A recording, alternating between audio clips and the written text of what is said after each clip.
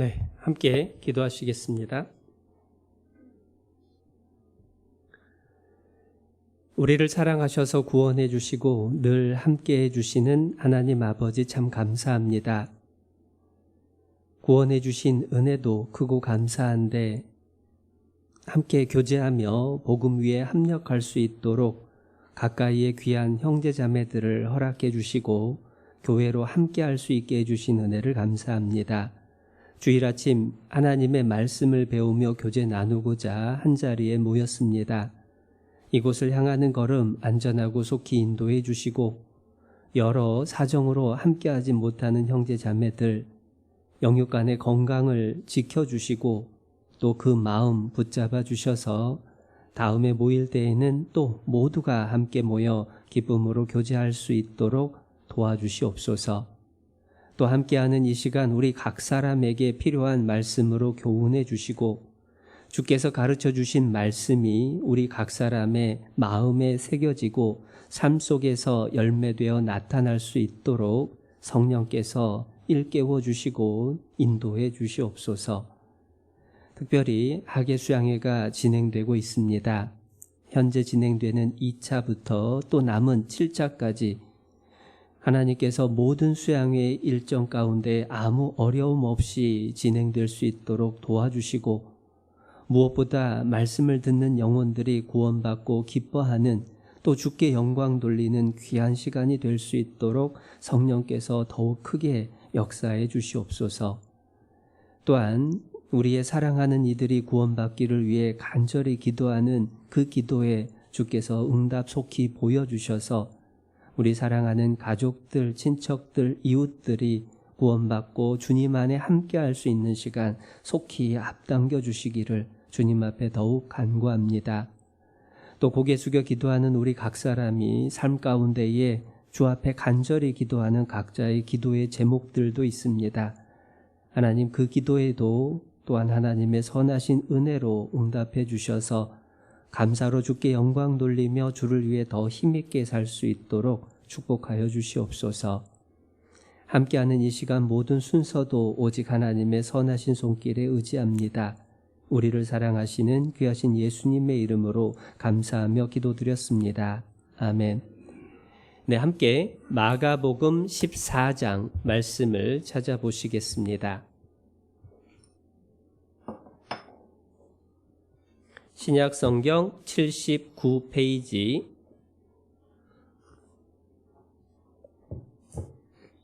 마가복음 14장 3절부터 9절 말씀입니다. 마가복음 14장에는 줄을 하나 끼워두시기 바랍니다. 3절부터 제가 읽어드리겠습니다. 예수께서 베다니 문둥이 시몬의 집에서 식사하실 때에 한 여자가 매우 값진 향유 곧 순전한 나드 한 옥합을 가지고 와서 그 옥합을 깨뜨리고 예수의 머리에 부으니 어떤 사람들이 분내어 서로 말하되 무슨 의사로 이 향유를 허비하였는가? 이 향유를 300데나리온 이상에 팔아 가난한 자들에게 줄 수 있었겠도다 하며 그 여자를 책망하는지라. 예수께서 가라사대 가만두어라. 너희가 어찌하여 저를 괴롭게 하느냐? 저가 내게 좋은 일을 하였느니라.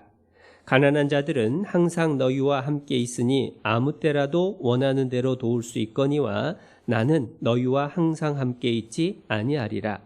저가 힘을 다하여 내 몸에 향유를 부어 내 장사를 미리 준비하였느니라.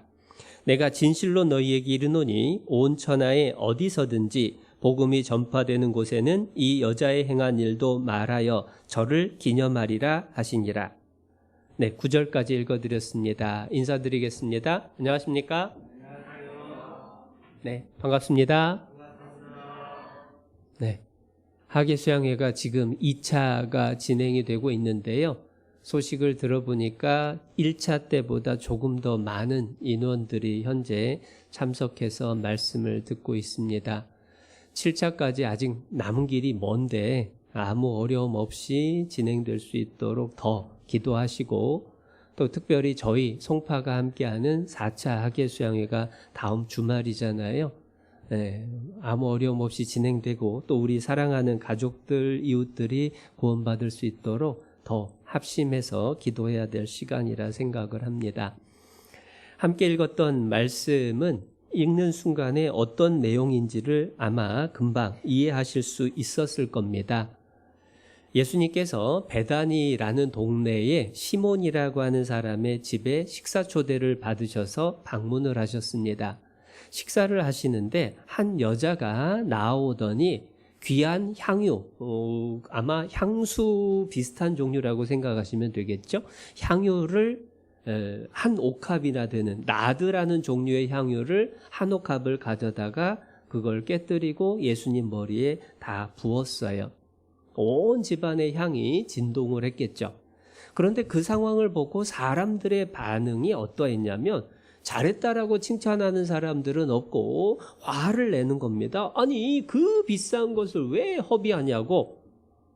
실제로 그 가치를 환산을 하면 300데나리온이라고 되어 있는데 1데나리온이 사람 한 사람의 일당이라고 생각을 하면 되니까요. 일당 10만 원 쉽게 계산을 해보면 3천만 원 정도 되는 향유를 한꺼번에 쏟아 부은 거예요.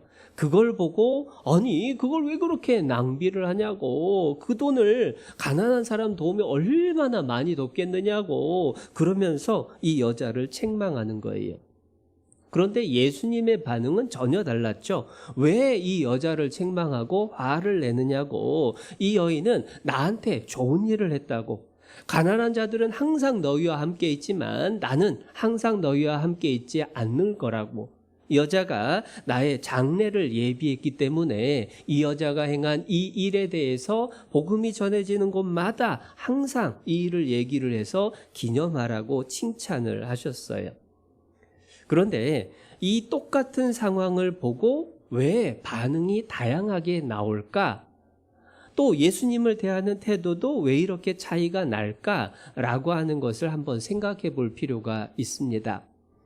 특별히 그 사람들이 정확하게 이름이 누군지를 알면 왜 이런 반응, 이런 행동을 했는지를 더 확실하게 알 수 있을 테니까 이 마가복음 14장 줄을 끼워둔 상태에서 요한복음 12장을 찾아보겠습니다. 요한복음 12장 1절부터 말씀입니다.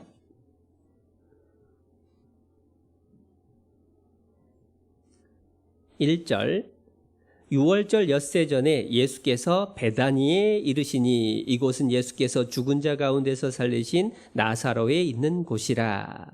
베다니라고 하는 동네 똑같죠. 마가복음 14장에서도 베다니 시몬의 집이었습니다. 같은 장소예요. 3절입니다. 마리아는 지극히 비싼 향유 곧 순전한 나드 한 근을 가져다가 예수의 발에 붓고 자기 머리털로 그의 발을 씻으니 향유 냄새가 집에 가득하더라.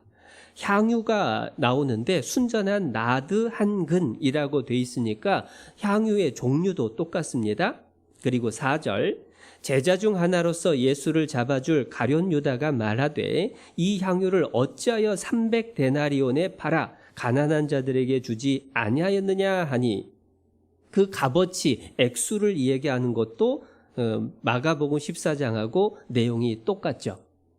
그러니까 마가복음 14장하고 요한복음 12장은 같은 사건을 다른 기자가 다른 관점에서 기록한 사건인 거예요. 그러다 보니까 향유를 부은 사람이 누군지 꾸짖은 사람이 누군지 이름이 나오게 된 거예요.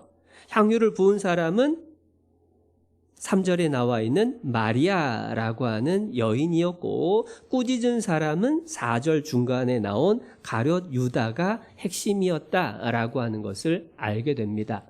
물론 자세히 읽어보면서 의문을 갖는 분도 계실 거예요. 마가복음 14장에는 머리에 부었는데 아니 요한복음 12장에는 발에 부었다고 돼 있지 않냐라고 얘기를 하는데, 먼저 머리에 붓고 그리고 발에 붓고 머리털로 그 예수님의 발을 씻었던 걸로 보면 아무 문제가 없습니다. 어디에 초점을 뒀느냐, 그 정도 차이만 있는 거예요.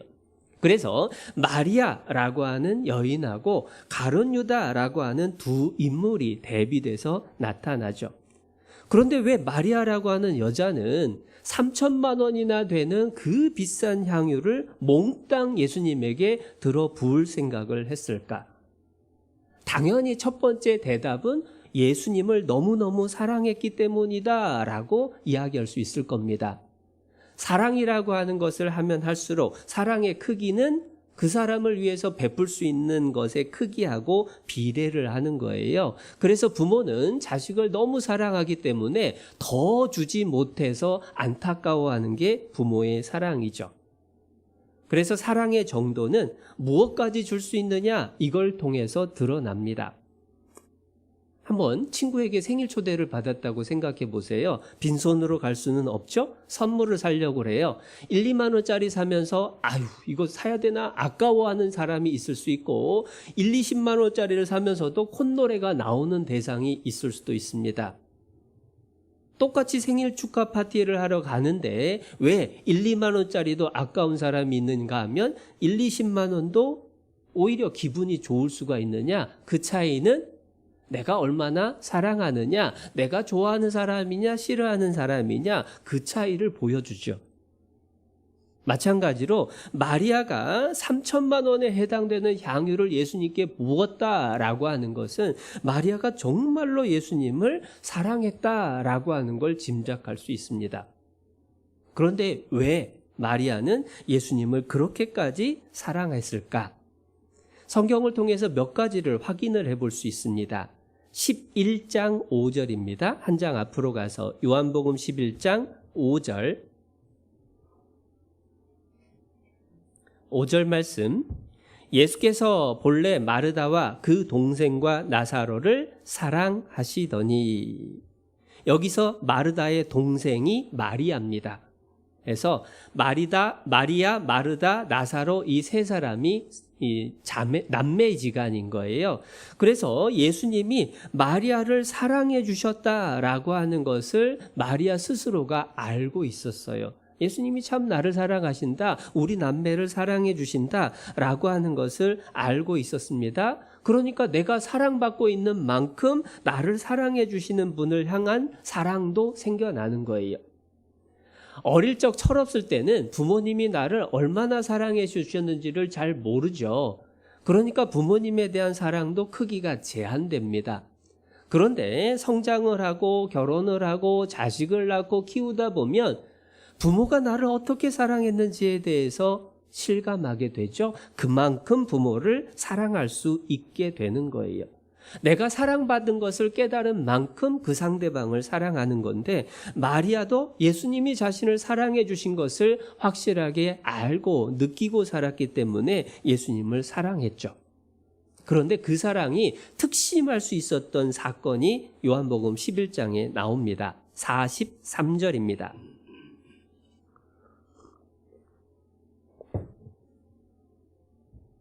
나사로가 죽었거든요. 죽은 지 4일이 지난 뒤에 무덤 앞에서 예수님이 하신 말씀입니다. 43절. 이 말씀을 하시고 큰 소리로 나사로야 나오라 부르시니, 죽은 자가 수족을 배로 동인 채로 나오는데 그 얼굴은 수건에 쌓였더라. 예수께서 가라사대 풀어놓아 다니게 하라 하시니라. 죽은 지 4일이나 지난 오빠를 예수님께서 살려주신 거예요. 죽은 내 가족을, 사랑하는 내 오빠를 살려주신 예수님 생각하면 얼마나 감사하는 마음이 크겠어요. 그러니까 그러한 예수님에 대해서 보답하려는 마음이 클 수밖에 없고, 그렇게 은혜를 베풀어 주신 예수님을 향한 사랑이 클 수밖에 없고, 그래서 어떻게 하면 보답할 수 있을까? 어떻게 하면 이 감사를 표현할 수 있을까? 그러한 마음을 가지고 고민했을 거예요. 그런데 예수님이 이제 베단이라는 동네, 자기 사는 동네로 오신다고 하는 겁니다. 그래서 고민하다가 예수님께 향유를 붓기로 결심했던 것을 알 수가 있는 거예요. 그런데 왜 그걸 자세히 설명드리느냐? 우리하고 비교를 해봐야 된다는 겁니다. 마리아가 예수님이 자기를 사랑하신다라고 하는 것을 느끼고 자기 가족에게 은혜를 베풀어 주신 것에 대한 보답하는 마음으로 자기가 정말로 정말로 갑오처럼 여겼을 소중한 향유를 쏟아 부은 것처럼 우리도 마땅히 주님을 향해서 드릴 수 있어야 된다라는 거예요. 실제로 예수님이 우리를 얼마만큼 사랑을 하셨느냐. 너무 유명한 말씀에 요한복음 3장 16절이죠. 하나님이 세상을 이처럼 사랑하사 독생자를 주셨으니 이는 누구든지 저를 믿는 자마다 멸망치 않고 영생을 얻게 하려 함이라. 하나님이 세상을 이처럼 사랑하셨다라고. 독생자 예수님을 내어주실 정도로 나라고 하는 사람을 사랑하셨다고. 그것도 내가 착하고 잘나고 능력 많고 뭐 뛰어난 재주를 갖고 있어서가 아니라 로마서 5장에 말씀해 주시기를 우리가 아직 죄인 되었을 때에 그리스도께서 우리를 위하여 죽으심으로 하나님께서 우리에게 대한 자기의 사랑을 확증하셨느니라. 나는 아무것도 하나님께 해드린 게 없는데 오히려 죄 가운데 푹 빠져서 살고 있었는데 그런 나를 사랑하셔서 독생자 예수님을 보내주시고 십자가의 피로 구원해 주셨다. 그보다 더 큰 사랑은 없다라는 거예요. 마리아는 자기의 오빠의 육신을 건져주신 은혜를 입었습니다. 그리고 이 자리에 앉아있는 우리 각 사람은 나 자신이 지옥 갈 수밖에 없는데 예수님의 보혈로 구원해서 천국 가게 해주시는 은혜를 입은 거예요. 더더군다나 나사로를 살리실 때는 나사로야 나오라 말씀으로 살리셨습니다. 그런데 내 영혼 천국 갈 수 있게 구원해 주시기 위해서는 말씀으로가 아니라 예수님이 십자가에 죽으시고 부활하심으로 나를 구원하셨다라는 거예요. 얼마나 큰 은혜인지 마리아가 겪었던 은혜보다 훨씬 더 큰 은혜죠. 그러한 은혜를 받았다면 우리 마음속에 어떤 마음이 당연하냐? 시편 116편을 찾아보겠습니다.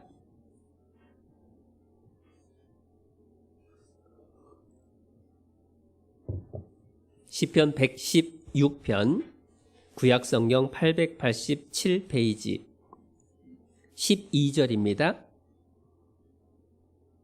12절 여호와께서 내게 주신 모든 은혜를 무엇으로 보답할꼬? 하나님이 나에게 이렇게 큰 은혜를 주셨는데 내가 어떻게 하면 보답할 수 있을까? 무엇을 드리면 보답할 수 있을까? 그 심정 그 마음이 당연한 거죠. 이어지는 말씀 13절입니다. 내가 구원의 잔을 들고 여호와의 이름을 부르며 여호와의 모든 백성 앞에서 나의 서원을 여호와께 갚으리로다. 하나님이 나를 구원해 주신 은혜를 생각하고 하나님을 부르고 하나님 앞에서 내가 결심했던 것들 그것을 실천을 하고 그게 마땅하다라는 거예요.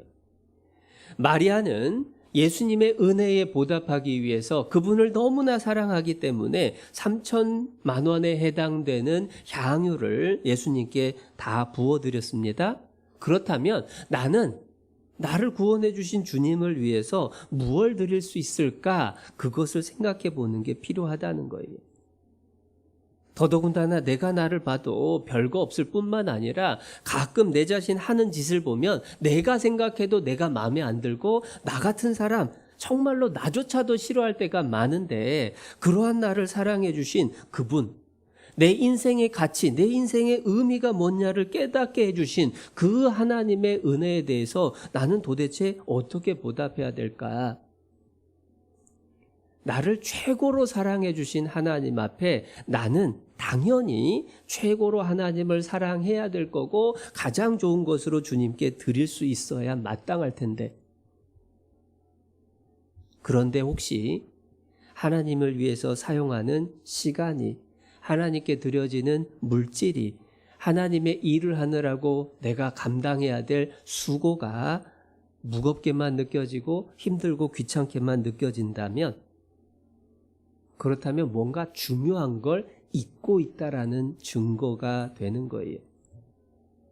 생각해 보면 한 번도 가본 적이 없는 나라에 말도 통하지 않는 사람들에게 주님의 복음을 전하기 위해서 그 어려운 여건 속에서 수고를 마다 않고 달려가서 복음 전하시는 선교사님들도 많으신데 그분들이 받은 은혜하고 내가 받은 은혜가 같을까요? 다를까요?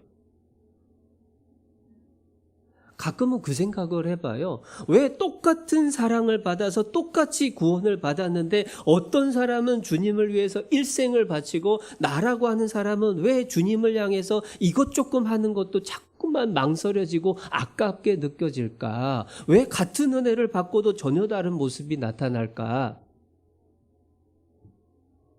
하나님 앞에 내가 받은 은혜가 얼마나 큰가 사실 깊이 생각하고 그것을 보답하고자 하는 마음, 그 감사가 내 신앙의 원동력이 되어야 될 것을 이 마리아의 모습을 보면서 알게 되는 거예요.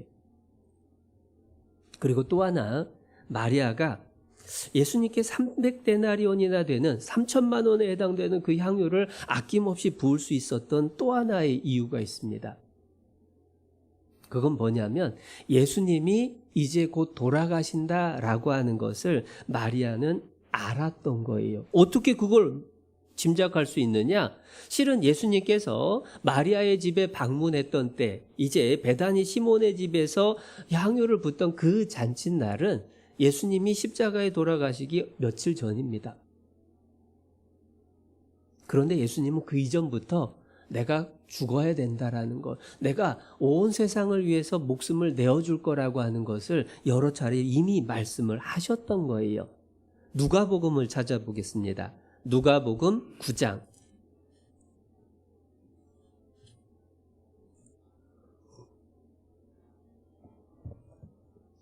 누가복음 9장 22절입니다.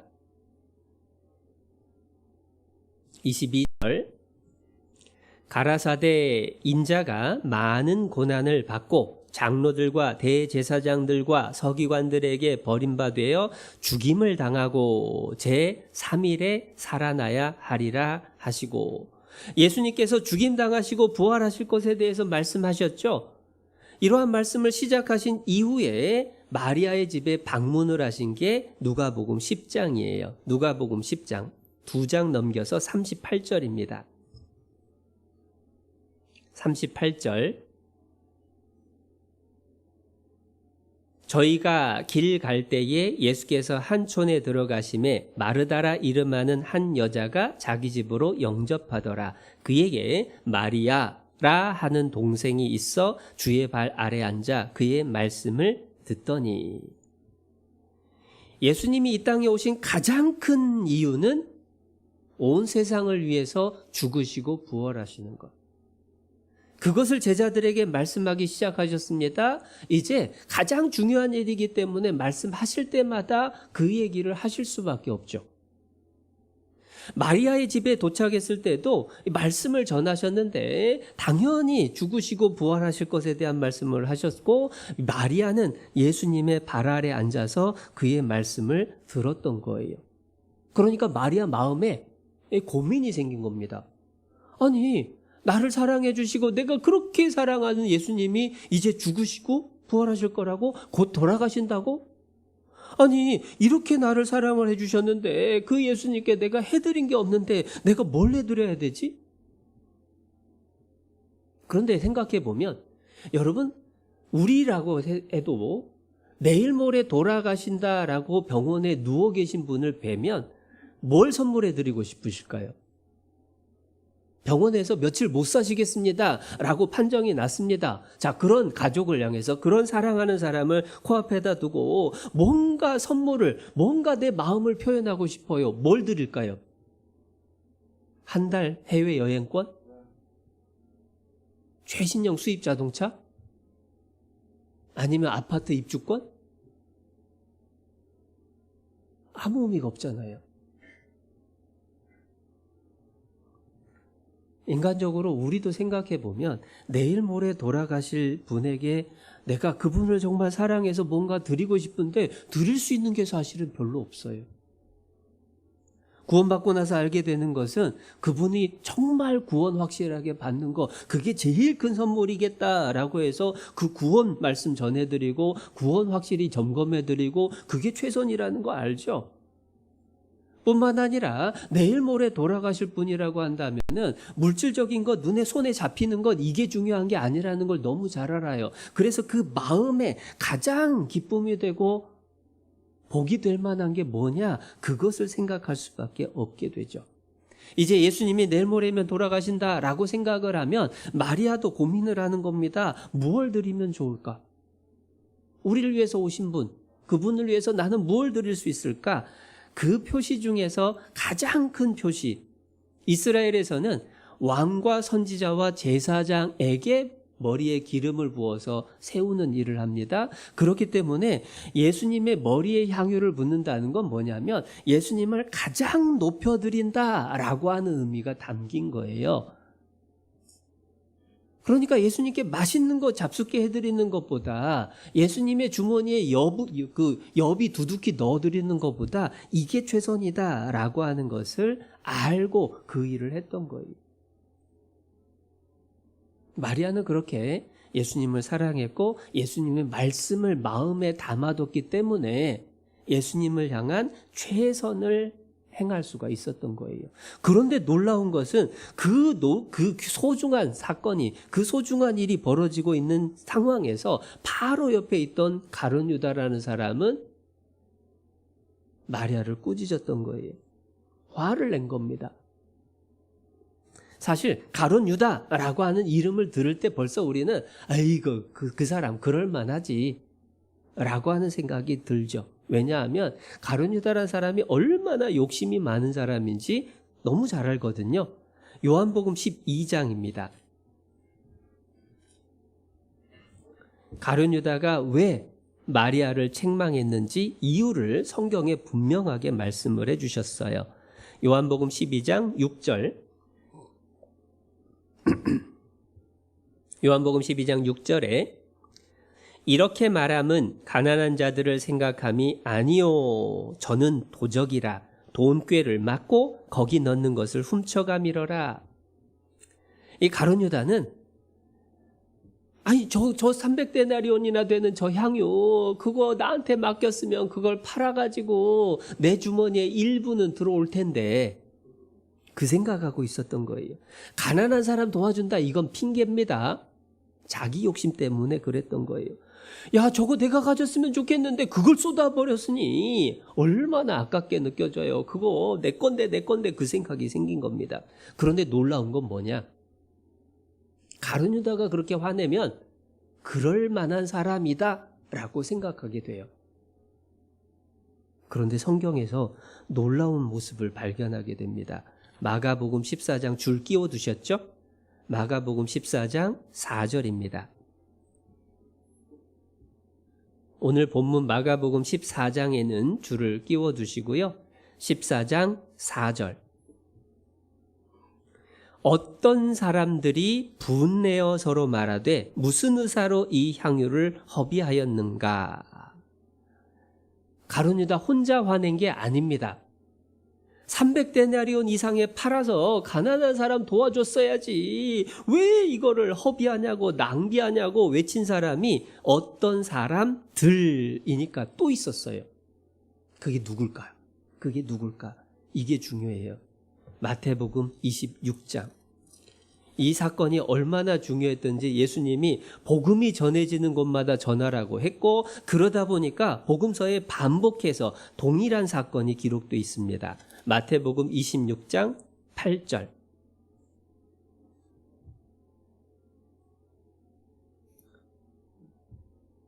(6절에) 베다니 문둥이 시몬의 집 같은 장소죠. (7절에) 매우 귀한 향유 한 옥합을 예수님 머리에 부은 것도 같은 사건이죠. 그리고 8절입니다.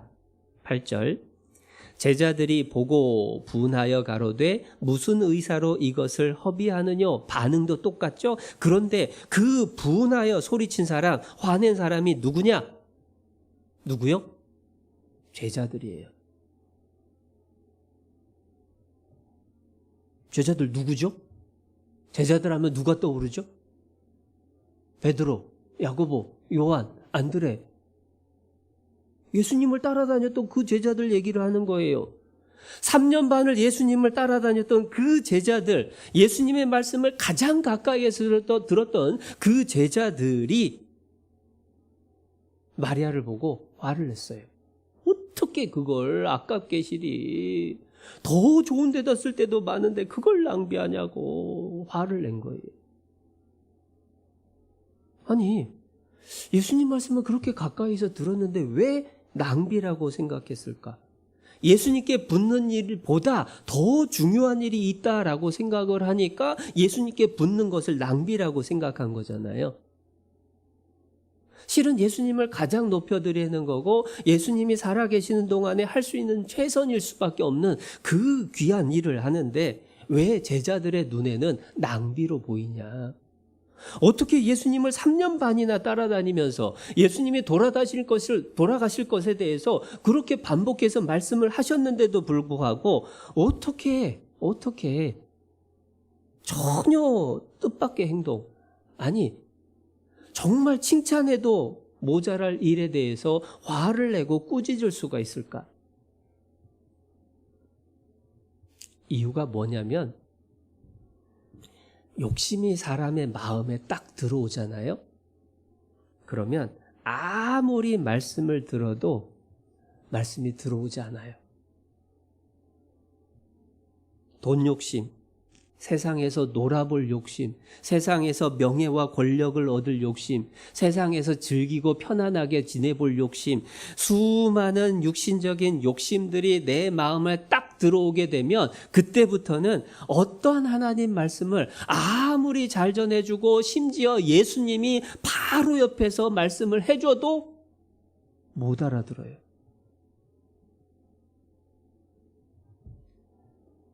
말씀을 듣는 내 마음에 과연 말씀을 들을 준비가 돼 있나? 라는 걸 생각해 봐야 됩니다. 골로새서 3장에서는 오죽했으면 바울이 이렇게 말씀하셔요. 탐심은 곧 우상숭배니라. 욕심이라는 것이 마음에 딱 들어오게 되면 그 욕심이 하나님 자리를 딱 꿰어차가지고 그 다음부터는 하나님 말씀을 들어도 그냥 귓전으로 흘려듣는 거예요. 많이 들었는데 남는 게 없는 겁니다. 그런데 예수님 제자들만 그러냐? 교회를 몇십 년을 다닌다 해도, 아니 구원받은 지 몇 년, 몇십 년이 지난다고 해도 똑같을 수 있다라고 하는 거예요. 말씀을 듣는 내 태도가 잘못돼 있으면 아무리 말씀을 들어도 그 사람의 마음도 안 바뀌죠. 삶이 바뀔 수가 없는 거예요. 그러면서 우리 자신이 말씀을 듣는 태도를 한번 생각해 봐야 됩니다. 나는 어떠한 마음, 어떤 태도를 가지고 말씀을 듣고 있는가. 말씀을 들으면서 뭔가 찔림이 되는 말씀을 들을 때에 신기한 반응이 나타납니다. 이거 누가 들어야 되는데 하면서 주변을 찾아보는 거예요. 아이고 또 안 왔네, 또 안 왔어. 이게 누구 형제가 들어야 되는데 꼭 이럴 때만 안 온다고. 근데 그보다 더 심각한 사람도 있죠. 나 들으라고 하는구만. 그 마음을 가지고 들으면 말씀이 들어갈 수가 없어요. 다 흘러가 버립니다. 튕겨져 나가죠. 뿐만 아니라 그 정도까지는 아니어도 말씀을 감상하는 태도로 우리가 얼마든지 바뀌어버릴 수가 있는 겁니다. 오늘 하나님이 나에게 무슨 말씀을 해주실까? 내가 하나님께 뭘 배울 수 있을까? 그 태도가 필요한데 세상에 유명한 강연 들으러 다니는 것처럼 유튜브에 넘쳐나는 그러한 강연 영상 하나 감상하는 것처럼 아유 오늘은 들을만하네? 오늘은 왜 이렇게 지루하냐? 아유 오늘은 왜 강사가 이리 갔다 저리 갔다 이렇게 일관성도 없고 뭔 말을 하는지도 모르겠냐 평가하느라고 정작 하나님이 내게 주시는 말씀을 놓치는 일들이 너무 많다라는 거예요. 말씀을 들을 때의 올바른 태도가 데살로니가전서 2장에 나오는데 한번 찾아보겠습니다. 데살로니가전서 2장 신약성경 330페이지 2장 13절 2장 13절 이러므로 우리가 하나님께 쉬지 않고 감사함은 너희가 우리에게 들은 바 하나님의 말씀을 받을 때에 사람의 말로 아니하고 하나님의 말씀으로 받음이니 진실로 그러하다. 이 말씀이 또한 너희 믿는 자 속에서 역사하느니라. 성경 말씀을 배울 때에 이게 사람이 하는 말이 아니라 목사가 하는 말이 아니라 하나님이 해주신 말씀인데 하나님이 나에게 뭐라고 하시냐 이걸 생각하고 그렇게 받아들이면 그 말씀이 그 사람의 마음속에서 살아 역사를 하는 거예요. 말씀이 구원받게 하고 말씀이 삶을 변화하게 하고 말씀의 생각을 바꿔주는 겁니다. 그래서 누가복음 8장 18절에서는 그러므로 너희가 어떻게 듣는가 조심하라. 어떻게 듣는가 조심하라. 교회에 와서 말씀을 듣는 거 잘 하시는 거예요. 그런데 교회에 와서 말씀을 듣는데 어떻게 듣는가 조심하지 않으면 마치 예수님의 제자들이 3년 반을 예수님을 따라다니면서 들었음에도 불구하고 예수님의 장례를 예비하는 마리아를 알아보지 못하고 오히려 손가락질하고 꾸짖고 화내는 일을 하게 될 수도 있다라는 거예요. 그러면 어떤 태도로 말씀을 들어야 되느냐? 그 말씀 듣는 태도에 대해서 마리아를 보면 알아요. 성경에서 마리아는 등장할 때마다 장소가 딱 정해져 있습니다. 어디냐면 예수님 발 아래. 예수님 발 앞에 엎드렸어요. 누가복음 10장에서도 예수님 발 앞에 앉아서 주의 발 아래 앉아서 그의 말씀을 들었다고 했고 우리가 읽었던 마가복음 14장 요한복음 12장에서는 예수님의 발을 향유를 붓고 머리털로 닦았다라고 했고 마리아는 항상 예수님 발 앞에 엎드렸어요. 그리고 말씀을 들었습니다. 그게 뭐냐? 겸손한 마음인 거예요. 어디 뭐라고 하나 보자 라고 하는 건 교만입니다. 자기가 위에 앉아서 평가하겠다라는 거죠. 그런 사람의 마음에 하나님의 말씀은 남지 않아요. 겸손이다라고 하는 것은 내가 낮아서서 주여 말씀하옵소서 주의 종이 듣겠나이다. 사무엘이 그랬던 것처럼 하나님이 이 시간에 나에게 무슨 말씀을 주실까? 그것을 생각하고 내가 하나님 앞에 엎드렸을 때에 말씀이 내 속에 심기워지고 그 속에서 역사를 하는 거예요. 마리아처럼 말씀을 겸손한 마음으로 들어야 되죠. 뿐만 아니라 마리아가 훌륭한 것은 그 말씀을 듣고 생각한 거예요. 그럼 나는 어떻게 해야 되지? 아니 예수님께 내가 보답을 해야 되는데 예수님 곧 돌아가신다고? 아니 그럼 내가 뭘 드려야 되지? 생각을 하는 거예요. 여러분 말씀을 들을 때 그렇구나 공감하는 거 너무 쉽습니다. 누구나 다 그렇게 할 수 있어요. 그런데 그렇다고 삶이 바뀌지 않아요. 어떤 사람이 삶이 바뀌느냐? 어떤 사람에게 말씀이 역사를 하느냐? 말씀을 들었으면 생각을 해야 돼요. 무슨 생각을 해야 되느냐? 그럼 나는 어떻게 하지? 그게 나하고 무슨 상관이지? 그것을 생각한 것을 묵상이라고 얘기하는 거예요. 말씀이 그렇구나 이해한 겁니다. 알았어요. 이해했어요. 말씀을 듣고 정말 그러네 공감했어요. 그런데 중요한 건 묵상을 해야 돼요. 이게 정말 나는 그럼 어떻게 해야 된다는 뜻이지? 왜 나한테 이 말씀을 해주시는 거지? 요한복음 7장 17절에 사람이 하나님의 뜻을 행하려 하면 이 교훈이 하나님께로서 왔는지 사람에게로 말미암았는지 알리라. 행하려고 하면 분별이 되고 행하려고 하면 무슨 뜻인지 이해가 돼요. 어떻게 해야 되는지 지혜가 생겨요. 마리아는 간절한 마음으로 겸손하게 듣고 나는 어떻게 하지? 그것을 고민한 거예요. 그리고 그것을 실천으로 옮겼더니 어떤 칭찬을 얻었느냐? 처음 찾았던 마가복음 14장 줄 끼워두셨던 마가복음 14장 9절입니다.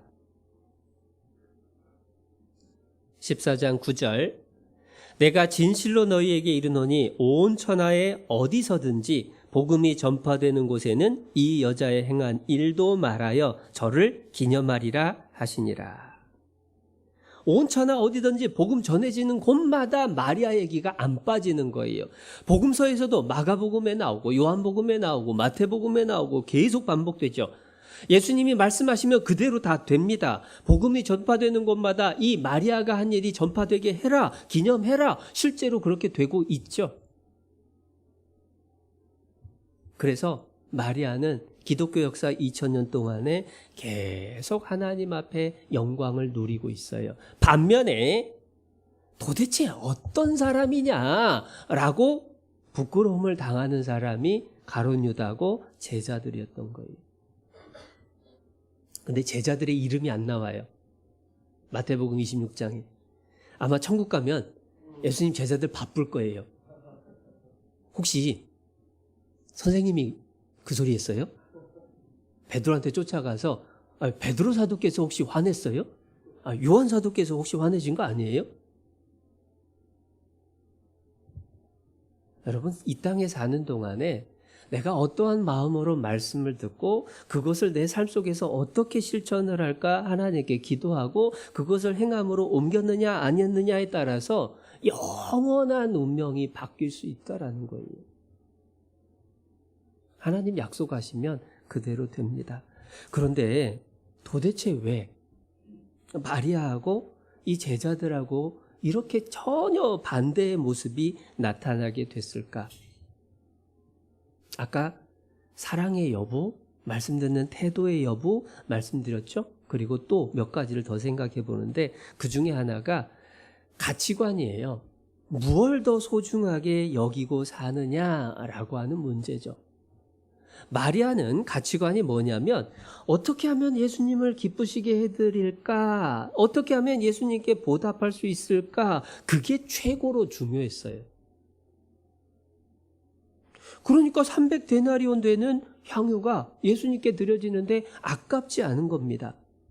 그런데 가룟 유다는 어떻게 하면 한 푼이라도 더 벌까? 이게 최고였어요. 그러니까 공금 횡령을 서슴지 않았죠. 저는 도적이라 돈꾀를 맞고 거기에서 훔쳐갔다고. 그런데 그게 마리아와 가룟 유다만의 문제가 아니라 내 문제일 수도 있다라는 거예요. 나는 무엇을 소중하게 여기고 사느냐. 이 돈이라고 하는 게요, 참 대단한 능력이 있다라는 생각을 합니다. 그리고 그 돈의 능력은 언제 실감을 하느냐? 어렸을 적에 용돈 받았을 때는 사실 잘 실감을 못해요. 이제 내가 돈을 벌고 그 액수가 커져가면서 오히려 돈의 위력을 경험을 하고 돈에 대한 생각이 더 깊어집니다. 그게 딴 사람 얘기가 아니라 제가 그랬어요. 마태복음 6장 24절에 보면 한 사람이 두 주인을 섬기지 못할 것이니 너희가 하나님과 재물을 겸하여 섬기지 못하리라. 처음 청년 시절에 제가 어렸을 적에 구원받았으니까 용돈 받아서 쓰던 시절에는 그 말씀이 이해가 안 됐어요. 아니 어떻게 하나님하고 재물을 겸하여 섬길 수 없다라고 하냐. 어떻게 하나님하고 재물을 그 같은 위치에다가 올려놓을 수가 있냐. 돈 별거 아닌데 이런 생각으로 살았는데 직장 다니고 내가 일해서 돈을 벌어서 통장에 돈이 들어오면서부터 조금씩 이해가 가더라고요. 용돈 받았을 때는요 헌금하는 게 안 아까웠어요.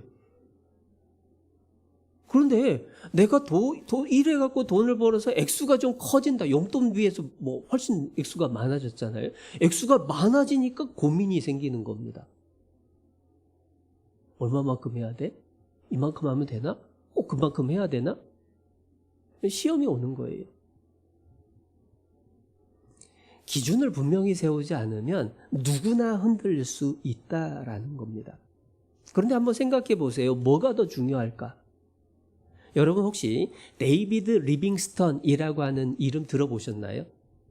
뭐 누군지 정확히는 몰라도 그냥 리빙스턴 하면은 어디선가 들어본 것 같을 겁니다. 아프리카의 성자라고 불렸던 분입니다. 영국 출신의 선교사입니다. 의사입니다. 그런데 혹시 세실 로드라고 하는 사람 이름 들어보셨나요? 전혀 듣도 보도 못한 사람이죠. 그런데 두 사람이 동시대 영국 사람입니다. 1800년대 후반에 같이 영국에 살았던 사람들인데요. 세실 로드라고 하는 사람은 아프리카 식민지 총독의 역할을 했던 사람입니다. 리빙스턴은 아프리카 선교사로 아프리카 갔던 사람입니다. 둘 다 영국 사람이고 둘 다 같은 시대고 둘 다 아프리카에 가서 오랜 시간을 보냈어요. 그런데 세실 로드는 아프리카 식민지를 통치를 하면서 영국인이 최고고 이 흑인들은 노예로 부려먹어도 되고 그들의 것은 다 우리가 뺏어가도 된다 해서 금, 은, 다이아몬드 이런 걸 갖다가 약탈을 해서 영국으로 실어 날랐어요. 리빙스턴은 이들도 하나님의 사랑하는 영혼들이다 생각을 하고 그들에게 달려가서 의사로서 그들의 병을 고쳐주고 그들을 돕고 그들에게 말씀을 전하느라고 일생을 바쳤어요. 당시의 반응은 세실 로드는 영국의 영웅입니다. 나라의 부를 쌓게 대단한 사람. 반면에 리빙스턴은 어떻게 아프리카 가서 저렇게 우리 식민지에서 저 고생하고 저 이상한 짓을 하나 모른다라고 의문을 받은 거예요. 그런데 이후에 어떻게 됐느냐? 죽음 이후에 세실 로드의 무덤은 찾지도 못해요. 그런데 리빙스턴의 무덤은 영국 웨스트민스터 사원에 안장되어 있습니다. 영국의 웨스트민스터 사원에 안장됐다는 것은 우리나라 현충원 이상인 거예요. 나라에서 존경받는 사람들만 들어갈 수 있는 특별한 것. 세상에서도요, 내가 무엇을 쫓아가느냐에 따라서 당시의 대우하고 시간이 지난 다음에 결과가 변해요. 하나님 앞에 우리는 어떻게 살아가야 될까? 히브리서 11장에 보면 믿음의 선배들의 이야기를 해줍니다. 그 중에 모세라고 하는 사람은 그리스도를 위하여 받는 능욕을 애굽의 모든 보화보다 더 큰 재물로 여겼으니 이는 상주심을 바라봄이라. 내가 주님을 위해서 수고하는 것이 이집트의 그 부귀영화를 누리는 것보다 오히려 훨씬 더 큰 재산이 된다고 그렇게 믿었어요. 왜냐? 지금 당장이 아니라 하나님 앞에 가면 반드시 하나님이 바꿔주신다라는 걸 믿었거든요. 그렇기 때문에 모세는 40년이라는 시간 동안에 그 어려운 일들을 참고 견디고 원망을 듣는데도 그것을 다 감수하고 하나님께 간구함으로 그 일을 감당을 해요. 마찬가지인 거예요. 우리도 무엇을 더 소중하게 여기느냐, 그걸 정리할 필요가 있습니다. 사람은 더 소중한 것을 위해서 덜 소중한 것을 희생하면서 살아요. 무슨 얘기냐? 여러분 직장 생활하는 분들 또 사업하시는 분들 많으실 겁니다. 아침에 일어나면 야, 나 드디어 출근한다, 빨리 출근하고 싶다 하시는 분. 말도 안 되죠. 근데 왜 출근하죠? 좀만 더 자고 싶은데, 가기 싫은데, 몸도 아파 쑤시고 여기저기 힘들어 죽겠는데, 안 가고 싶은데 왜 가죠? 돈 벌려고. 그 얘기는 뭐냐면, 돈이라는 것을 위해서 그것을 내가 가치를 뒀기 때문에 내 육신의 피곤함, 내가 좀 싫어하고 재미없더라도 그것을 그냥 희생하는 거예요. 그래서 조금 더 가치 있는 것을 내가 얻겠다라고 하는 겁니다. 그러니까 힘든데, 싫은데, 자고 싶은데 참고 가는 거예요. 주일에는요, 교회에 오는 것을 보면서는 어떻죠? 주님의 일을 하는 데는 어떻죠? 말씀을 읽고 기도하는 것에는, 아침에 일어나서 말씀을 읽고 기도하는 것에 대해서 늘 듣고 생각은 해요. 그런데 아침에 일어나기 싫어요. 사실 누구나 그런 경험합니다. 그런데 직장 출근하기 위해서 일어나는 것처럼 내가 말씀을 읽고 기도하는 것을 위해서 일어나시느냐? 왜 그건 잘 안 되죠? 왜 교회 올 때에는 핑계거리들이 크게 느껴지고 왜 직장에 갈 때는 그것들이 작게 느껴질까요? 이유는 뭐냐? 내 마음속에 가치 기준이 어떻게 되느냐가 나타나는 거예요. 마리아와 제자들의 사이 차이는 가치관이 달라요. 뭘 소중하게 여기느냐. 그리고 우리는 담대하게 얘기할 수 있는 게 마리아가 훨씬 지혜로운 사람이 틀림없다. 왜냐? 죽음이 끝이 아니니까. 이 세상에 조금 잘 먹고 잘 사는 게 전부가 아니니까. 영원한 세상에 반드시 있다는 걸 너무 잘 아니까. 그러니까 그게 최고인 거예요. 그렇다면 우리도 그걸 배워서 따라가야죠. 또 하나, 마리아와 제자들의 차이. 그게 뭐냐면 누구를 기쁘시게 하려는 의도를 갖고 사느냐, 누구를 기쁘게 하려고 애를 쓰느냐, 그 차이입니다. 뭐 금방 아시겠죠? 마리아는 누굴 기쁘게 하려고 살았어요? 주님을 기쁘게 하려고 살았어요. 가룟 유다는 누굴 기쁘게 하려고 살았어요? 표면적으로는 그거 가난한 사람 도와줘야지. 가난한 사람들 위하는 척 했죠. 근데 누구 위한 거예요? 자기 배를 불리려고, 자기 위한 거죠. 결국은 주님을 기쁘시게 하려고 사느냐, 자기를 기쁘게 하려고 사느냐, 그 문제인 거예요. 자꾸만 사람은 보이지 않는 하나님보다 보이는 사람을 더 의식하고 영향을 받아요. 그걸 조심해야 된다는 겁니다. 갈라디아서 1장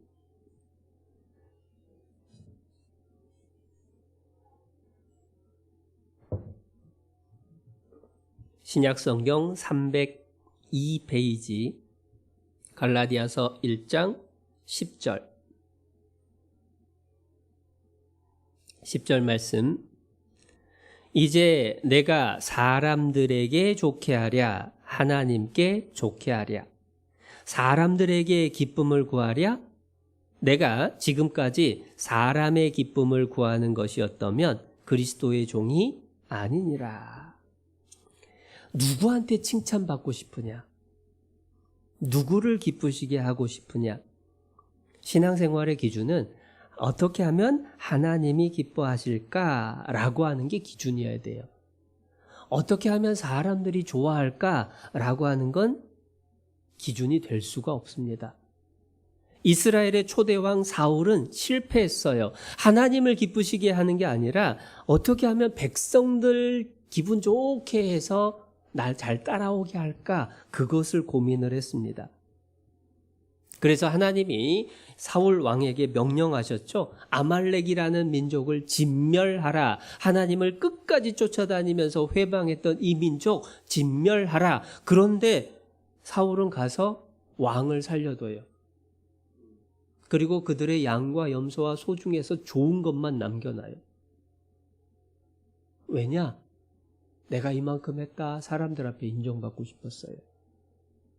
왜 그렇게 했느냐라고 선지자에게 책망을 받자 사울의 대답은 뭐냐면, 아이고, 백성들이 하나님께 제사 드릴 것은 남겨야 되지 않느냐고. 그래서 내가 어쩔 수 없이 남겨뒀다고 핑계를 댑니다. 하나님은 진멸하라고 했고 백성들은 어떻게 그걸 다 없애냐고. 좋은 거 남겨놔야지. 두 의견 속에서 사울은 하나님 뜻을 따르는 게 아니라 사람의 뜻을 따랐기 때문에 결국은 실패할 수밖에 없었던 거예요. 그 모습을 보면서 우리도 사실 배워야 될 게 있습니다. 하나님을 기쁘시게 할 거냐, 사람을 기쁘게 할 거냐. 그런데 그 사람 속에 형제자매도 들어가요. 형제자매 기분 좋게 할 거냐, 하나님을 기쁘시게 할 거냐.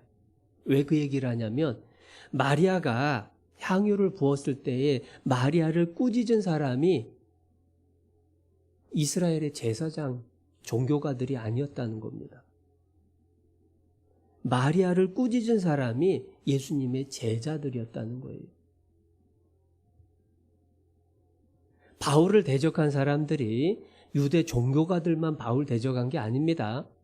고린도 교회 안에 있는 구원받은 형제 자매들이 바울 사도를 향해서 저 사람은 벌어먹고 살려고 저 일을 한다. 저 사람은 사도도 아니다. 라고 비난하고 공격했어요. 구원받은 형제 자매들이. 사람들 반응에 너무 좌우돼서는 안 된다는 게 분명한 거예요. 그것이 형제자매라고 하더라도. 물론 정상적으로 신앙생활을 하고 올바른 기준을 갖고 있을 때는 주님을 기쁘시게 하면 형제자매들도 당연히 기뻐합니다. 같은 마음이니까. 그런데 아닐 수도 있는 거예요. 그래서 형제자매님들의 의견이라고 할지라도 그것을 무조건 다 옳다고 할 게 아니라 정말 하나님이 기뻐하시는 일이 맞느냐, 그걸 따져봐야 되는 거예요. 형제자매 의견을 무시하라는 얘기가 아닙니다. 형제자매님들의 생각, 형제자매님들의 의견 너무 좋아요. 그런데 그냥 형제자매님들 생각이니까, 다수가 그러니까 그게 중요한 게 아니라 하나님 뜻이 맞나? 진짜 이게 하나님이 기뻐하실까? 그거 생각해야 된다라는 거예요. 그걸 생각하지 않았던 고린도 교회가 쪼개진 거예요. 사람 생각 따라가다가 쪼개진 겁니다. 그래서 우리는요, 신앙생활을 올바로 하기 위해서는 유일한 청중이신 하나님을 늘 기억하고 살아야 돼요. 온 세상이 나를 향해서 손가락질을 하더라도, 심지어 교회 안에서 나를 오해한다고 하더라도 내가 하나님이 기뻐하시는 일이라는 것이 분명하다면 그것을 참고 묵묵히 걸어가야 돼요. 스데반 집사님은요, 복음을 전하다가 돌에 맞아 죽어갑니다. 돌에 맞아 죽어가는데 얼마나 고통스러웠겠어요. 더군다나 자기가 사랑하는 민족에게, 자기 민족에게 복음을 전하다가 돌에 맞아 죽어갑니다. 그런데 그 가운데에 놀라운 기도를 해요. 죽어가면서 자기를 돌로 치는 동족을 향해서 하나님께 기도를 합니다. 하나님, 저들의 죄를 저들에게 돌리지 말아달라고. 예수님이 했던 것 같은 그 기도를 하는 거예요. 그런데 어떻게 그런 기도를 할 수가 있나? 성경을 찾아보면 바로 앞에 중요한 사건이 있어요. 그게 뭐냐? 스데반이 눈을 들어보니까요, 예수님이 일어서서 손을 벌리고 맞이해 주시는 모습이 보인 거예요. 여러분, 그 장면 한번 떠올려 보셔요. 막 돌에 맞아서 피투성이가 돼서 쓰러집니다. 고개를 딱 들어봤더니 예수님이 하늘에서 내려다보시면서 너무도 인자한 모습으로 고생했다, 이리 와라 라고 손을 벌려주고 계시는 거예요. 주변에서는 막 욕을 하고 돌을 던지고 막 그런 상황입니다. 어느 소리에 반응하게 될까요? 주변에서 뭐라고 하더라도 주님이 뭐라고 하시느냐, 그게 주변의 모든 것들을 넘어서게 만들어요. 그게 유일한 청중이신 하나님을 모시고 사는 사람의 특징이 되는 거예요. 그리고 마리아도 그랬을 거예요. 예수님께 향유를 부으면서 주변에서 제자들이 막 화를 내고 왜 낭비하냐고 막 뭐라고 했을 때 마리아 같이 싸웠을까요? 아니, 지금 내가 제대로 하고 있는데 왜 나한테 시비 거냐고, 지금 똑바로 좀 하라고 막 싸웠을까요? 마리아 그런 거 전혀 신경 안 써요. 안 쓸 수 있었던 이유는 뭐냐면, 예수님이 기뻐하시는데 무슨 상관이에요. 뿐만 아니라 자칫하면 제가 말씀드리는 걸 또 오해할 수도 있는데요. 그렇다고 사람 무시하라는 얘기가 절대 아니라는 겁니다. 형제자매 외면해도 되고 내 마음대로 해도 된다가 아니에요. 내 생각이든 형제자매 생각이든 사람들 생각이든 아무튼 항상 먼저 생각해야 될 게 뭐냐? 주님 기쁘신 일일까? 이게 하나님 뜻일까? 그거 확인해 봐야 돼요. 가끔은 또 우리를 비난하는 분들 중에, 아니 왜 거기는 주변에 불이웃 돕기나 사회사업 같은데 별로 동참을 안 하냐고 또 이렇게 또 비난을 하는 경우들을 종종 또 겪어보기도 합니다. 그런데 그것조차도 말씀대로 하는 게 맞는 거예요. 갈라디아서 6장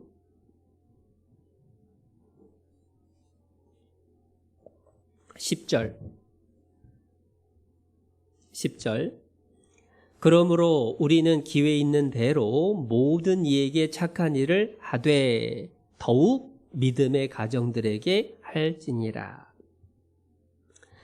할 수만 있다면 모든 사람에게 선을 베풀어야 돼요. 그런데 그보다 먼저 믿음의 가정들에게 구원받은 형제자매를 돌아보는 게 먼저. 그보다 먼저는 뭐냐? 누가복음 15장에 하늘에서는 죄인 하나가 회개하면 회개할 것 없는 의인 99을 인하여 기뻐하는 것보다 더 기뻐하신다고 했죠. 그러니까 영혼 건지는 일이 1번. 그 다음에 형제자매님들 돌아보는 게 2번. 그리고 여력을 갖게 되면 3번. 이제 주변에 있는 이웃들, 신앙을 모르는 분들에게도 나눌 수 있는 일에 참여하는 것이 순서예요. 해서 사람들이 뭐라고 하느냐가 아니라 항상 말씀에 뭐라고 하느냐 이것을 붙들고 살아야 된다라고 하는 것을 우리가 마음에 새길 필요가 있습니다. 그리고 또 하나 더 중요한 게 뭐냐면 마가복음 14장을 찾아보면서 우리 다시 생각을 해보죠. 마가복음 14장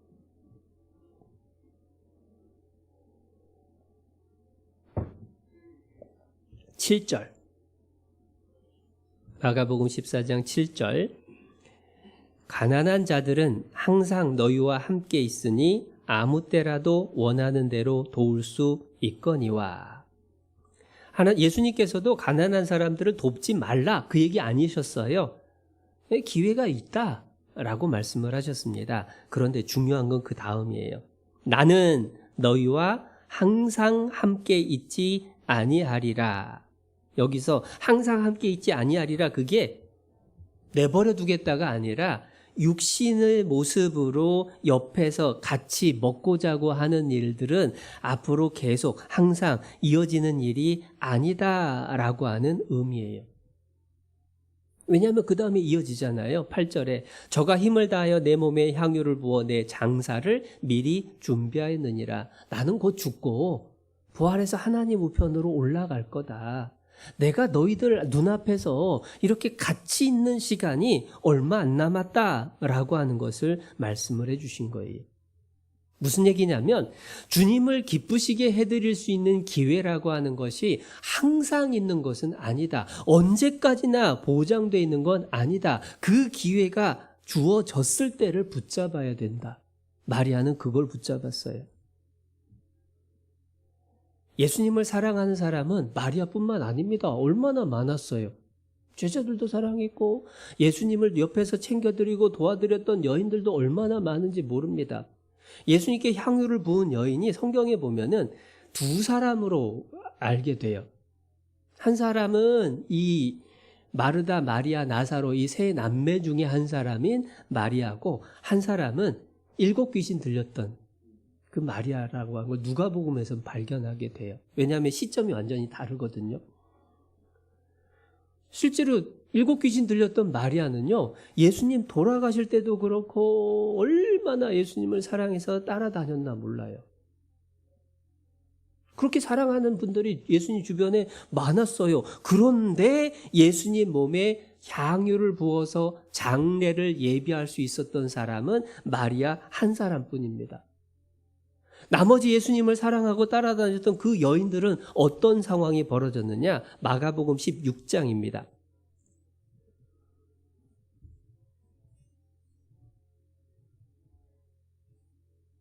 마가복음 16장 1절 안식일이 지남에 막달라 마리아와 야고보의 어머니 마리아와 또 살로메가 가서 예수께 바르기 위하여 향품을 사다 두었다가 성경 읽다 보면 헷갈리죠. 마리아가 왜 이렇게 많단 말이야? 너무 많아요. 막달라 마리아도 있고 야고보의 어머니 마리아도 있고 또 나사로의 누이 마리아도 있고 마리아가 정말 많아요. 그런데 여기 마리아는 아까 요한복음 12장, 마가복음 14장의 그 마리아는 아닙니다. 다른 마리아들이에요. 막달라 마리아, 7 귀신 들렸던 마리아, 야고보의 어머니 마리아, 또 살로메, 여인들이 예수님을 사랑했어요. 그런데 예수님이 십자가에 못 박혀 죽으셨습니다. 그리고 해가 지기 전에 안식일이 다가오니까 서둘러서 예수님의 시신을 제대로 장례 절차도 못 갖추고 그냥 무덤에다가 넣어버린 거예요. 세상에 예수님을 어떻게 장례 절차도 제대로 못 거치고 그냥 저렇게 함부로 장례를 치를 수가 있냐. 그렇게는 안 되지. 그래서 향품을 준비를 한 겁니다. 장례를 치를 때 이 이스라엘에서는 그 소독을 위한 것하고 그 향유를 바르고 이런 절차가 있기 때문에 그걸 준비를 했어요. 그런데 문제는 그걸 예수님께 부을 수 있었을까요? 없었을까요? 결국 끝내 준비는 했는데 쓸 수는 없었어요.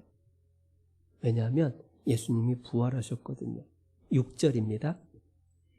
6절 청년이 이르되 놀라지 말라. 너희가 십자가에 못 박히신 나사렛 예수를 찾는구나. 그가 살아나셨고 여기 계시지 아니하니라. 보라 그를 두었던 곳이니라. 무덤이 열렸고 속은 비었고 예수님의 시신을 뒀던 그 자리에는 예수님의 시신을 쌌던 세마포와 머리를 쌌던 수건만 딱 남겨져 있었던 거예요. 정말로 예수님의 장례를 위해서 향품을 준비하는 그 간절함이 있었는데도 불구하고 못했다니까요. 왜냐하면 예수님의 장례를 위해서 향품을 드릴 수 있는 기회는 돌아가시기 직전뿐이었다는 거예요. 기회가 항상 있는 게 아니라는 겁니다. 오늘 주인공이었던 마리아는 그 기회를 잡았어요. 오늘 설교 제목이 사실 기회입니다. 왜냐하면 우리가 지금 생각해야 될 일도 내 앞에 주어진 기회들을 어떻게 바라볼 거냐, 어떻게 그것을 붙잡을 거냐, 실은 심각하게 고민을 해야 될 시기라고 생각을 해요. 그래서 기회에 대해서 우리가 조금 남은 시간 생각을 해보려고 합니다. 기회를 붙잡은 마리아는요, 영원토록 영광을 얻었잖아요. 그런데 가룟 유다와 제자들은 영원토록 부끄러움이 남았습니다. 그리고 방금 읽었던 막달라 마리아, 야고보 어머니 마리아, 그리고 살로메는 영원히 아쉬움이 남아요. 천국에 가면 아쉬움을 갖고 있는 사람들도 있을 거예요.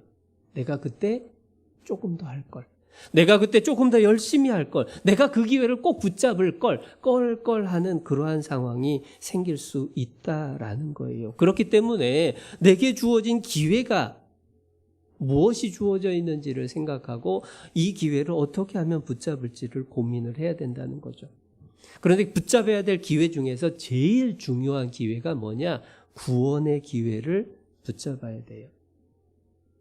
고린도 후서 6장입니다.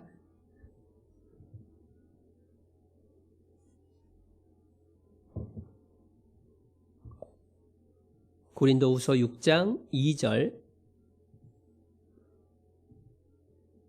2절 말씀. 가라사대 내가 은혜 베풀 때에 너를 듣고 구원의 날에 너를 도왔다 하셨으니 보라 지금은 은혜 받을 만한 때요. 보라 지금은 구원의 날이니라. 은혜 받을 만한 때, 구원의 날, 그 시기가 있어요. 항상 기회가 주어지는 게 아니라는 겁니다.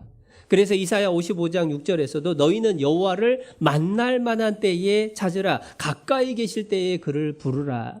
하나님을 만날 수 있는 때가 항상 주어지는 게 아니에요. 제가 대전에 있을 때 인근 교회에서 있었던 일입니다. 성경 강연의 말씀이 진행이 되는데 한 가족이 전체가 인도돼서 말씀을 듣게 됐어요. 첫날 말씀 듣고 너무 좋았다고. 둘째 날 말씀 듣고 야 진짜 꼭 구원받아야 되겠네요. 그랬는데 셋째 날부터 남편분이 못 오게 된 거예요. 직업이 뭐였냐면 지방에 내려가서 그 난장이라고 하나요? 뭐 행사 같은 데에 이렇게 그 가가지고 그 물건 뭐 드문 것들 여러 가지 펼쳐놓고 파는 그 일을 하시는 분이었어요. 지방에 행사가 잡혔다고 해서 이제 동료들하고 같이 내려가게 된 겁니다. 내려가면서 목사님한테 약속을 했대요. 내가 말씀 너무 좋은 거 확실하게 알았으니까 내가 갔다 오면 꼭 듣겠다고. 그리고 내려가서 지방에서 일을 하고 마치고 돌아오는 주말에 고속도로에서 사고가 났어요. 그런데 얼마나 심하게 다쳤든지 응급실에서 못 나와요. 계속 응급실에서 산소 끼고 그냥 남은 가족은 말씀을 듣고 구원받고. 이제 남편, 아빠 얼마나 안타까워요. 그래서 목사님한테 가서 응급실에 계시지만 말씀 좀 전해달라고. 그런데 대답도 못해요. 의식이 있는지 없는지도 몰라요. 목사님이 그러시더라고요. 가서 그냥 숨은 붙어 있으니까, 귀는 하나님이 열어두셨다고 하셨으니까, 하나님이 목숨을 붙여주신 건 뭔가 하나님 뜻이 있을 테니까 그 소망 가지고 기도하면서 귀전에다 대고 응급실에서 불과 5분 10분 그 시간 가족 면회 시간 쪼개가지고 그 시간 들려드리고 나오는데 너무 안타깝다고. 근데 그런 경우들이 뭐 심각하게 그런 경우도 있지만 제가 제 자신을 보면서 느끼는 것도 마찬가지예요. 제가 1988년 1월 16일 날 구원받았는데 지나면서 가만히 생각을 해보면 만약에 내가 그때 구원받지 않았으면 내가 구원받을 수 있었을까? 라고 하는 생각을 종종 해봐요. 그런데 결론은 그때 내가 말씀 안 듣겠다고 했으면 아마 못 들었을 것 같아요. 그냥 상상이 아닌 이유가 뭐냐면 이제 제가 구원받고 나서 제 친구들 똑같은 환경에서 같은 학교 나오고 같은 공부를 하고 거의 비슷한 진로를 겪고 있는 내 친구들에게 전도를 했거든요. 근데 그 친구들 대답이 참 충격이었어요. 한 친구한테 야, 너 정말로 성경 내가 배워보니까 너무 확실한데 너도 한번 같이 들어보자. 너도 하나님 알아야지. 그 친구 대답이 지금 30년이 넘었는데도 30년 정도 됐군요. 지금도 생생해요. 뭐라고 얘기하냐면 나한테 신에 대해서 얘기하지 마라. 나는 지금까지 살면서 신이라는 존재에게 의지해야 될 필요를 느껴본 적이 없다. 나한테 얘기도 꺼내지 마라. 근데 사실 그 친구하고 제가 뭐 별 차이 없거든요. 그 시기에 제가 조금 마음에 심적으로 여러 가지 어려움들을 겪었기 때문에 마음이 많이 낮아져서 말씀을 들을 수 있었는데 만약에 그런 어려움들이 없었고 그 시기에 말씀을 듣지 않고 지나갔다면 아마 저도 똑같았을 것 같아요. 한 친구는 억지로 끌어다가 일주일을 꼬박꼬박 한 번도 안 빠지고 끝까지 말씀을 듣게 했습니다. 친구니까 와서 들어준 거예요.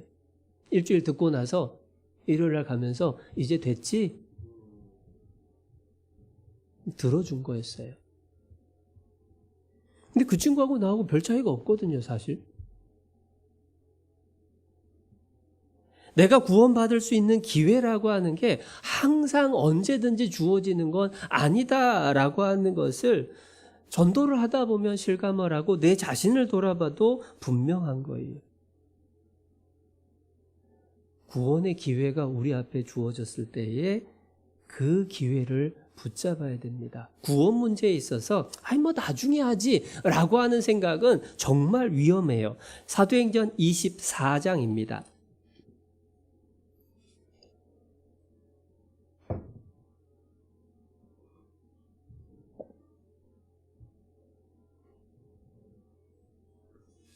사도행전 24장 25절.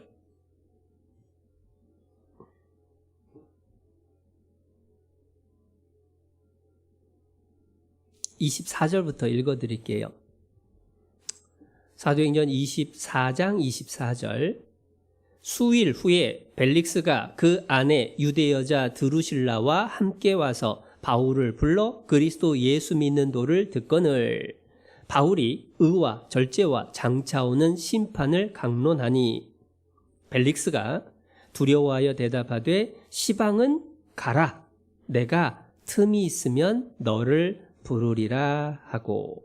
시방은 가라. 지금은 아니다. 나중에 내가 틈이 있으면, 나중에 내가 마음이 좀 바뀌면 그때 부를 거라고. 그 뒤에 기회가 주어졌을까요? 잠깐 기회가 주어졌습니다. 27절 보면 이태를 지나서 2년이란 시간이 지났어요.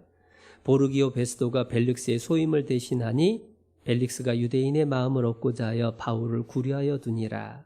무슨 얘기냐면 벨릭스라고 하는 총독의 후임으로 베스도가 부임을 합니다. 그러면 벨릭스는 딴 곳으로 가야 돼요.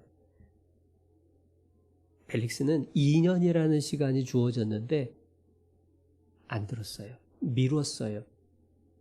뭔지는 알아요. 왜냐하면 바울이 의와 절제와 장차오는 심판에 대해서, 예수 믿는 도에 대해서 강론했거든요.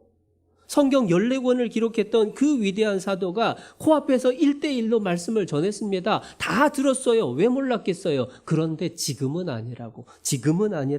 그렇게 2년이 지나갔습니다. 그리고 성경에서 사라졌어요. 기회라고 하는 것이 항상 있는 건 아닙니다. 물론 한 번 딱 주어지고 없어진다는 건 아닐 수도 있어요. 각자에게 기회는 다를 수 있습니다. 그러나 분명한 건 자신의 구원 문제에 대해서 미뤄선 안 돼요. 가족의 구원 문제에 대해서도 미뤄선 안 돼요.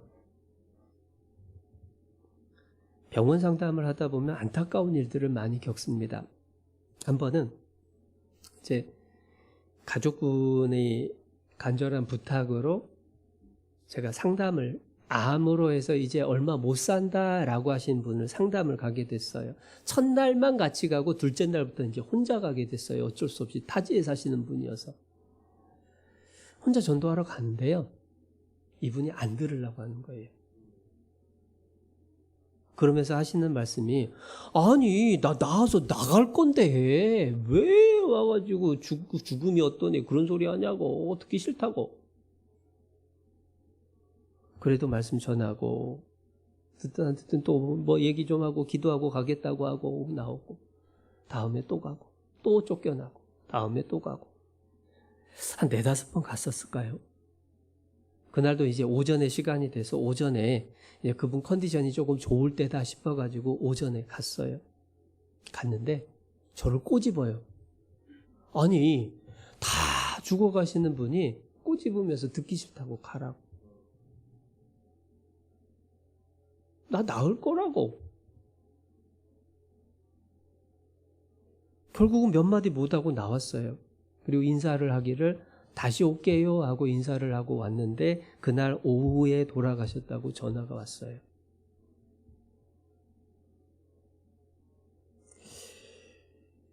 기회라고 하는 게 사실 언제 사라질지 모르기 때문에 정말 중요한 일인 겁니다. 분명한 건 뭐냐면 주님 오실 날이 가까우면 가까울수록 말씀 들을 환경이 좋아질까요? 나빠질까요? 아모스 8장 성경을 찾아보겠습니다. 구약성경 1282페이지 1282페이지 아모스 8장 11절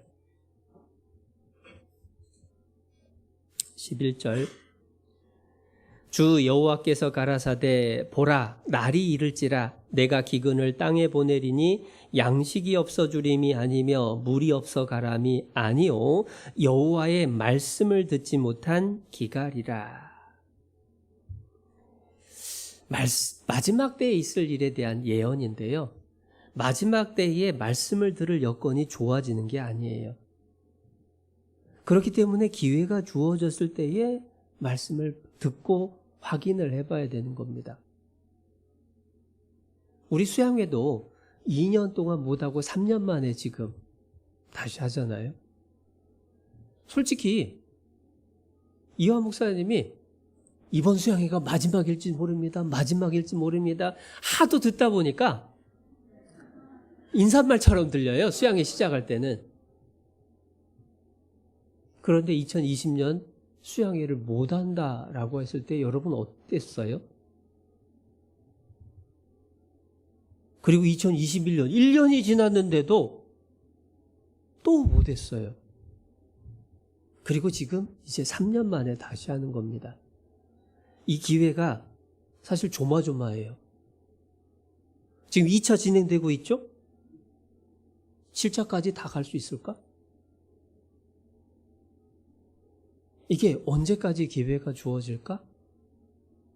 사실은 우리가 정말로 간절한 마음을 가지고 내가 이 전도할 수 있는 기회, 말씀을 들을 수 있는 기회, 이 기회를 어떻게 붙잡아야 될까라고 하는 것을 진지하게 고민해야 될 시기가 틀림없다는 겁니다. 뿐만 아니라 신앙생활에 구원받은 이후에도 기회가 주어져요. 내가 주님의 일에 동참할 수 있는 기회, 주님에게 쓰임받을 수 있는 기회, 주님을 위해서 수고하고 희생할 수 있는 기회가 주어집니다.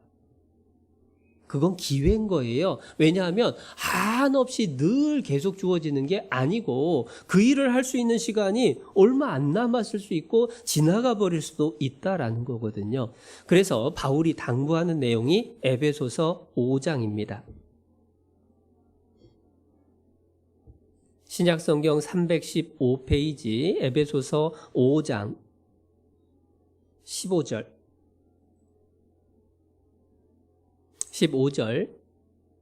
315페이지 15절 말씀. 그런즉 너희가 어떻게 행할 것을 자세히 주의하여 지혜 없는 자 같이 말고 오직 지혜 있는 자 같이 하여 세월을 아끼라. 때가 악하니라. 세월을 아끼라.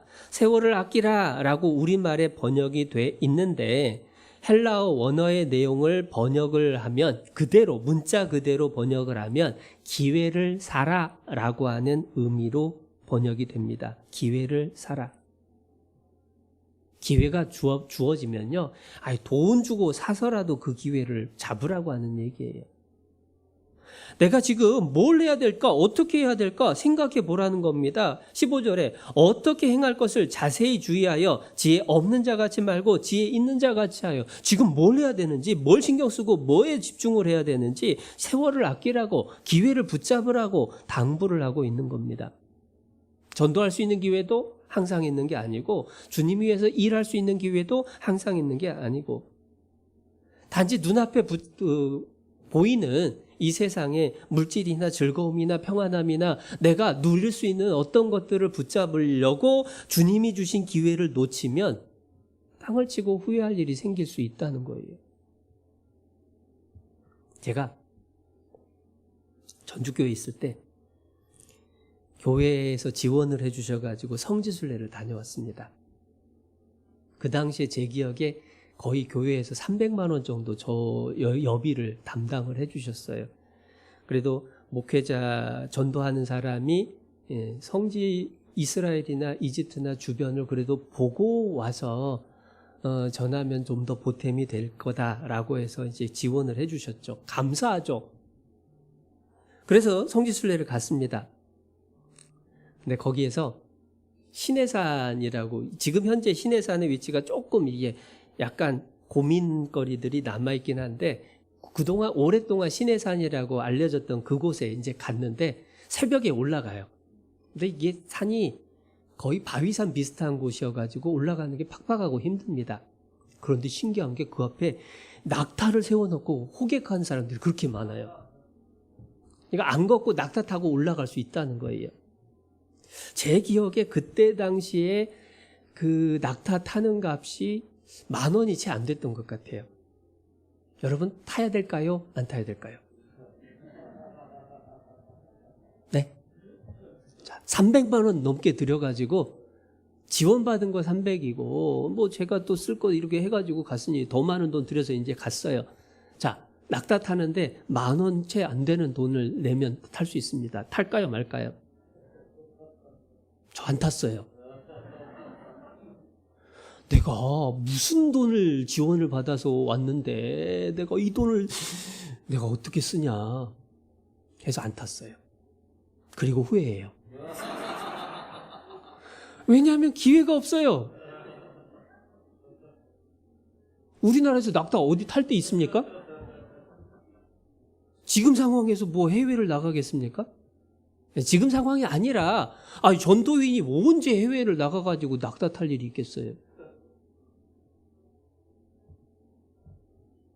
차라리 그때 탔으면 낙타가 뭐 이런 냄새가 나더라. 낙타가 이렇게 움직이더라.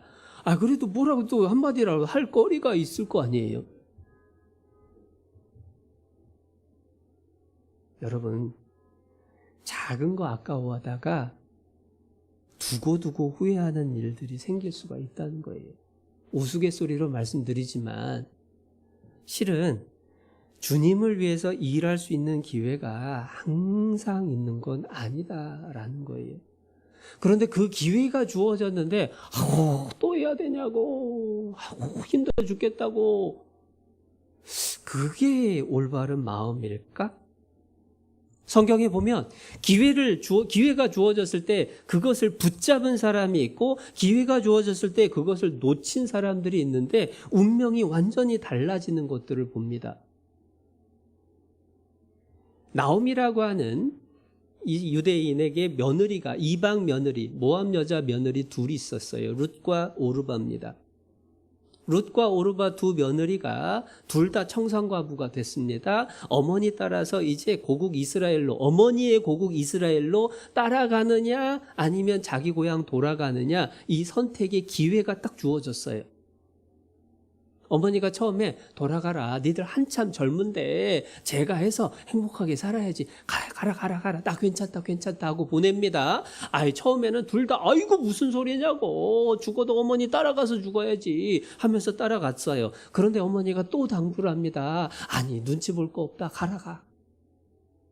오르바는 마지못해 가는 것처럼 떠나갔어요. 그리고 룻은 무슨 소리입니까? 어머니의 하나님이 내 하나님이 되고 어머니의 고국이 내 나라가 될 거고 어머니 죽는 곳에 나도 죽을 겁니다 하고 따라갔어요. 결과적으로 룻은 예수님의 족보에 이름이 올라간 사람이 되고 오르바는 역사 속에서 사라져버렸죠. 똑같은 기회가 주어졌어요. 그런데 전혀 다른, 완전히 다른 결과가 나타나죠. 우리 앞에 주어진 기회를 우리가 진지하게 고민하고 어떻게 붙잡을 건가? 그리고 기회가 주어진 것을 오히려 기쁨과 감사함으로 받을 수가 있어야 된다라는 생각을 해요. 이탈리아의 토리노 박물관에 가면 특이한 조각상이 있습니다.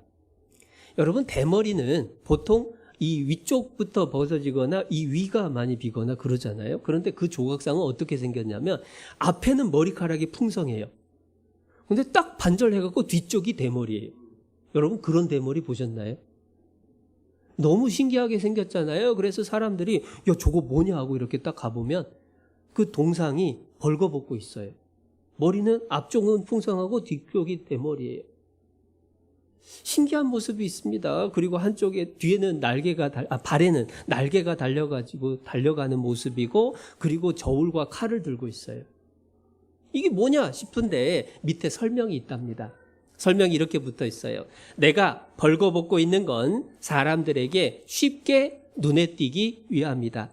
내 앞머리가 무성한 건 사람들이 나를 봤을 때 쉽게 붙잡을 수 있게 하기 위함이고 내 뒷머리가 대머리인 건 내가 지나가고 나면 못 잡게 하기 위함이다. 내 발에 날개가 달린 것은 그들 앞에서 최대한 빨리 사라지기 위함이고, 내가 저울을 들고 있는 것은 기회가 다가왔을 때에 저울을 꺼내서 정확히 판단하라는 뜻이고, 칼을 들고 있는 것은 칼같이 결단하라 라는 의미이다. 나의 이름은 기회이다.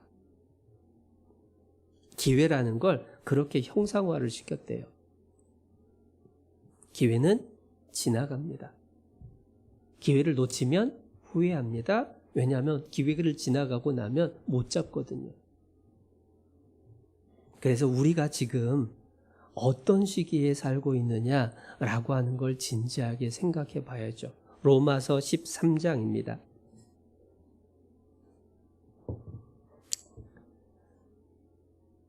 신약성경 258페이지 로마서 13장 11절